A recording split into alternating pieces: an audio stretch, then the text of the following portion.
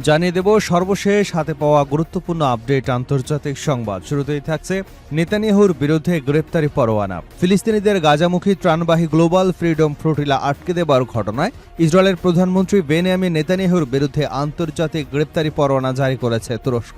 একই মামলায় আফেক মস্কোভিচ নামের আরেক ব্যক্তির বিরুদ্ধেও গ্রেপ্তারি পরোয়ানা জারি করা হয়েছে। এবারে জানাবো মার্কিন দাদাগিরির কাছে কোনো ধরনের নথি স্বীকার করবে না ইরান। যে কোনো পরিস্থিতিতেই মার্কিন দাদাগিরি বা চাপের কাছে নথি স্বীকার করবে না বলে সাফ জানিয়ে দিয়েছেন ইরানের প্রেসিডেন্ট মাসুদ পেজেশকিয়ান। তিনি বলেছেন, ইরান এখন শক্তি ও মর্যাদার অবস্থানে থাকায় চলমান যুদ্ধ অবসানের এটাই উপযুক্ত সময়। তবে নতুন করে কোনো হামলা হলে তার কঠোর জবাব দেবার হুঁশিয়ারি দিয়েছেন তিনি। জানাবো ফিলিস্তিনিদের হত্যার আহ্বান বেন গাভিরের, জার্মানিতে নিন্দার ঝড়। গাজায় ফিলিস্তিনিদের হত্যার আহ্বান জানিয়ে তীব্র সমালোচনার মুখে পড়েছেন ইসরায়েলের জাতীয় নিরাপত্তা মন্ত্রী ইতামার বেন গাভির। তার মন্তব্যের পর জার্মানিতে রাজনৈতিক অঙ্গন থেকে শুরু করে ইহুদি ও খ্রিস্টান ধর্মীয় সংগঠনগুলো নিন্দায় সরব হয়েছে। এবারে থাকছে কলকাতার হোটেলে অগ্নিকাণ্ড, নিহত বাংলাদেশিদের স্বজনরা হয়রানির শিকার, মরদেহ দেশে ফেরাতে বিলম্ব। কলকাতার নিউ মার্কেটে মির্জা গালিব স্ট্রিটের আবাসিক হোটেলে অগ্নিকাণ্ডের ঘটনায় নিহত 7 বাংলাদেশের মরদেহ দেশে ফেরানোর ক্ষেত্রে জটিলতা দেখা দিয়েছে। সেখানকার নিউ মার্কেট থানা জিডির কপি ইস্যু না করায় নিহতদের মরদেহ দেশে পাঠানোর প্রক্রিয়া বিলম্ব হচ্ছে। এমন ঘটনায় রীতিমতো হয়রান নিহতর স্বজনেরা। এদিকে ভারতের তেলেপোকা পার্টির নেতাদের পাকিস্তানি আখ্যা দিয়ে বেধড়ক পিটুনি। ভারতের রাজস্থানের জয়পুরে হামলার শিকার হয়েছেন তেলাপোকা বা ককরোচ জনতা পার্টির নেতারা। তাদেরকে পাকিস্তানি আখ্যা দিয়ে মারধর করেছে হামলাকারীরা। শুক্রবার জয়পুরের একটি সরকারি স্কুলের পরিস্থিতি দেখতে গিয়ে এই হামলার শিকার হন তারা। খবর এনডিটিভির। এবং সর্বশেষ জানাবো মার্কিন বিমান বাহিনীর ঘাঁটিতে বিমান বিধ্বস্ত, নিহত সব আরোহী। যুক্তরাষ্ট্রের আলাঙ্কায় বিমান বাহিনীর একটি প্রত্যন্ত ঘাঁটিতে বিমান দুর্ঘটনায় 8 আরোহীর সবাই নিহত হয়েছেন। শুক্রবার মার্কিন সামরিক বাহিনী এ তথ্য নিশ্চিত করেছে। এতক্ষণ শুনছিলেন সংবাদ শিরোনাম, এবার থাকছে পুরো সংবাদ। দর্শক, অনুরোধ থাকবে ভিডিওতে একটি লাইক দিন, কমেন্টস করে জানিয়ে দিন এই ভিডিওটি আপনি কোন জেলা থেকে দেখছেন এবং শুনছেন। নেতানিয়াহুর বিরুদ্ধে তুরস্কের গ্রেপ্তারি পরোয়ানা। ফিলিস্তিনের গাজামুখী ত্রাণবাহী গ্লোবাল ফ্রিডম ফ্লোটিলা আটকে দেওয়ার ঘটনায় ইসরায়েলের প্রধানমন্ত্রী বেনিয়ামিন নেতানিয়াহুর বিরুদ্ধে আন্তর্জাতিক গ্রেপ্তারি পরোয়ানা জারি করেছে তুরস্ক। একই মামলায় আফেক মস্কোভিচ নামের আরেক ব্যক্তির বিরুদ্ধেও গ্রেপ্তারি পরোয়ানা জারি করা হয়েছে। খবর টাইমস অফ ইসরায়েলের। তুরস্কের বিচারমন্ত্রী আকিন গুরলেক শুক্রবার এক্সে দেওয়া এক পোস্টে এসব তথ্য জানান। তিনি বলেন, 2 ব্যক্তির বিরুদ্ধে গত 14 জুলাই গণহত্যা সহ বিভিন্ন অভিযোগে গ্রেপ্তারি পরোয়ানা জারি করা হয়। তাদের আন্তর্জাতিকভাবে খুঁজে বের করতে স্বরাষ্ট্র মন্ত্রণালয়কে প্রয়োজনীয় প্রক্রিয়া শুরু করবার নির্দেশ দেওয়া হয়েছে। গুরলেক জানান, ইস্তাম্বুলের 11তম হেভি পেনাল কোর্টের চলমান মামলায় মোট 35 জন আসামি রয়েছে। মামলাটি আন্তর্জাতিক জলসীমায় গাজায় মানবিক সহায়তা পৌঁছে দিতে যাওয়া বেসামরিক নাগরিকদের বিরুদ্ধে সশস্ত্র হস্তক্ষেপের ঘটনাকে কেন্দ্র করে করা হয়েছে। নেতানিয়াহু এবং মস্কোভিচের বিরুদ্ধে গণহত্যার পাশাপাশি মানবতা বিরোধী অপরাধ, নির্যাতন, ইচ্ছাকৃতভাবে আহত করা, বেআইনিভাবে স্বাধীনতা হরণ, সম্পদের ক্ষতি সাধন, গুরুতর ধরনের ডাকাতি এবং পরিবহনযান ছিনতাইয়ের মতো অভিযোগও আনা হয়েছে। মস্কোভিচের ভূমিকা সম্পর্কে বিস্তারিত তথ্য দেওয়া হয়নি। গুরলেক বলেন, গাজায় সংঘটিত অপরাধ আড়াল করা কিংবা দায়ীদের দায়মুক্তির মাধ্যমে রক্ষা করবার সুযোগ আমরা দেব না। ইসরায়েলের প্রধানমন্ত্রী নেতানিয়াহুর বিরুদ্ধে এর আগেও গাজায় ইসরায়েলের সামরিক অভিযানের ঘটনায় তুরস্ক গ্রেপ্তারি পরোয়ানা জারি করেছিল। দেশটি ওই অভিযানের বিরুদ্ধে গণহত্যার অভিযোগ এনেছে। তবে ইসরায়েল বরাবরই গণহত্যার অভিযোগ দৃঢ়ভাবে অস্বীকার করে আসছে। মার্কিন দাদাগিরির কাছে কোনো পরিস্থিতিতেই নথি স্বীকার করবে না ইরান। কোনো পরিস্থিতিতেই মার্কিন দাদাগিরি বা চাপের কাছে তেহরান নথি স্বীকার করবে না বলে সাফ জানিয়ে দিয়েছেন ইরানের প্রেসিডেন্ট মাসুদ পেজেশকিয়ান। তিনি বলেছেন, ইরান এখন শক্তি এবং মর্যাদার অবস্থানে থাকায় চলমান যুদ্ধ অবসানের এটাই উপযুক্ত সময়। তবে নতুন করে কোনো হামলা হলে তার কঠোর জবাব দেবার হুঁশিয়ারি দিয়েছেন তিনি। শুক্রবার Islamic association of the Iranian medical সোসাইটির সাধারণ সভায় দেওয়া বক্তব্যে পেজেশকিয়ান এসব কথা বলেন। ইরানের স্টুডেন্ট নিউজ এজেন্সি এ তথ্য নিশ্চিত করেছে। পেজেশকিয়ান বলেন, সম্প্রতি আলোচনার মাধ্যমে যে সমঝোতা হয়েছে সেটি ইরানের জন্য একটি বড় অর্জন। দেশটির সুপ্রিম ন্যাশনাল সিকিউরিটি কাউন্সিলের সর্বসম্মতভাবে এই সমঝোতা অনুমোদন করেছে। তিনি বলেন, এই সমঝোতায় এমন একটি ধারাও তারা খুঁজে পাবেন না যা আত্মসমর্পণের ইঙ্গিত দেয়, বরং সব প্রতিশ্রুতি অন্য পক্ষের। শান্তির বিষয়ে ইরানের অবস্থান তুলে ধরে পেজেশকিয়ান বলেন, তেহরান শান্তি প্রত্যাখ্যান করতে চায় না, তবে সম্ভাব্য প্রতারণা বা ধোঁকার বিষয়ে সতর্ক থাকতে হবে। তিনি আরও বলেন, কোনো পরিস্থিতিতেই আমরা মার্কিন দাদাগিরির কাছে নথি স্বীকার করব না।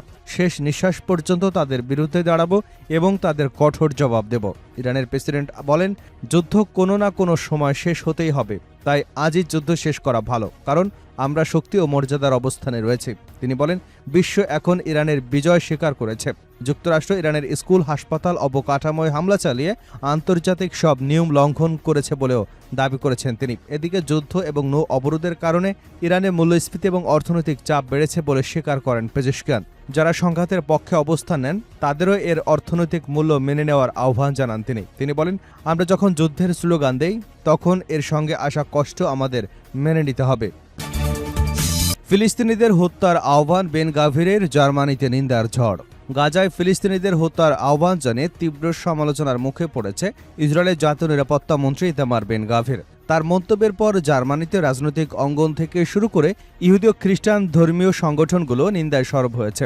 একই সঙ্গে বেন গাভিরের উপর জার্মানি এবং ইউরোপীয় ইউনিয়নের নিষেধাজ্ঞা আরোপের দাবিও জোরালো হয়েছে। সোমবার এক বক্তব্যে বেন গাভির বলেন, গাজায় সুনির্দিষ্টভাবে লক্ষ্য করে হত্যাকাণ্ড চালানো উচিত। প্রতি রাতে ৩০ থেকে ৪০ জন ফিলিস্তিনিকে সরিয়ে ফেলা উচিত। শুধু তাৎক্ষণিক হুমকি তৈরি করা সশস্ত্র ফিলিস্তিনি নয়, গাজায় এমন মানুষও রয়েছেন যাদের বেঁচে থাকা উচিত নয়, এমন মন্তব্যও করেছেন তিনি। বেন গাভিরের বক্তব্যে তীব্র নিন্দা জানিয়েছে জার্মানির চ্যান্সেলর ফ্রিডরিশ মের্জ। ছুটিতে থাকা সত্ত্বেও বুধবার এক বিবৃতিতে তিনি বলেন, এ ধরনের বক্তব্য আন্তর্জাতিক আইনের চরম লঙ্ঘন এবং কোনোভাবেই গ্রহণযোগ্য নয়। মার্চের মুখপাত্র জানান, চ্যান্সেলর অধিকৃত পশ্চিম তীরে ইসরায়েলি বসতি সম্প্রসারণের গতি বাড়ানোর পরিকল্পনা নিয়েও গভীর উদ্বেগ প্রকাশ করেছেন। একই সঙ্গে গাজায় ইসরায়েলের নতুন করে ভূখণ্ড দখলের কোনো পদক্ষেপ না নেওয়ার আহ্বান জানিয়েছেন তিনি। মার্চের মতে দখলদার শক্তি হিসেবে ইসরায়েলকে ফিলিস্তিনিদের সঙ্গে সামঞ্জস্যপূর্ণ আচরণ করতে হবে, তাদের সম্পত্তি সুরক্ষা নিশ্চিত করতে হবে এবং গাজায় জনপ্রশাসন এবং মানবিক সহায়তা চালু করতে হবে। বেন গাভিরের মন্তব্যের একদিন আগেই তার বিরুদ্ধে ব্যবস্থা নেওয়ার দাবি জানান জার্মানির অর্থমন্ত্রী এবং চ্যান্সেলর ডেপুটি লার্স ক্লিংবাইল। তিনি বলেন, জার্মান সরকার কোনোভাবেই এ ধরনের বক্তব্য মেনে নিতে পারে না।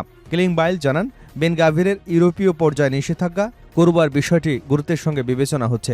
ইসরায়েল রাষ্ট্রের প্রতি জার্মানির পূর্ণ সংহতি থাকলেও এমন বক্তব্যের ক্ষেত্রে নীরব থাকার সুযোগ নেই বলে মন্তব্য করেন তিনি। তার ভাষায়, এবার এমন একটি সীমা অতিক্রম করা হয়েছে যা সম্পূর্ণ অগ্রহণযোগ্য।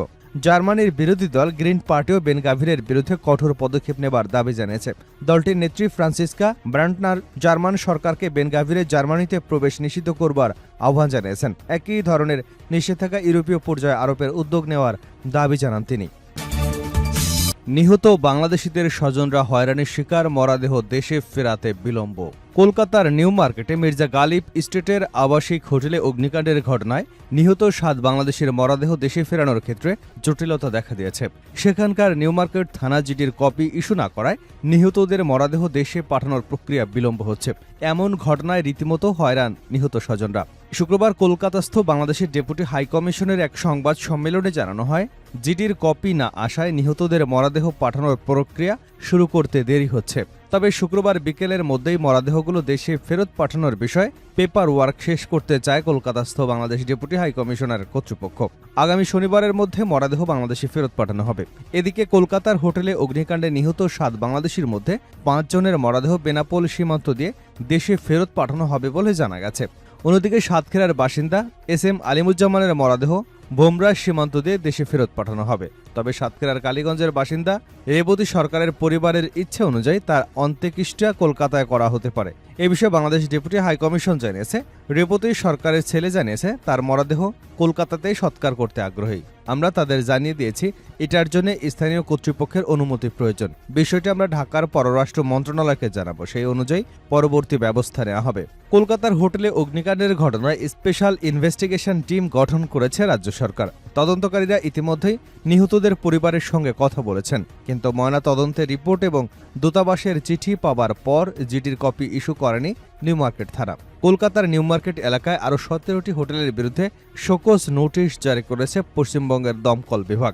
ব্যবসা ক্ষেত্রে প্রয়োজনীয় অনুমতি না থাকার কারণে এই শোকজ নোটিশ জারির সিদ্ধান্ত নেওয়া হয়। এর আগে 9টি আবাসিক হোটেল এবং 4টি রেস্তোরাঁর বিরুদ্ধে শোকজ নোটিশ জারি করেছিল পশ্চিমবঙ্গ দমকল বিভাগ। সব মিলিয়ে মোট 26টি হোটেল এবং 4টি রেস্তোরাঁর বিরুদ্ধে নোটিশ জারি করা হলো।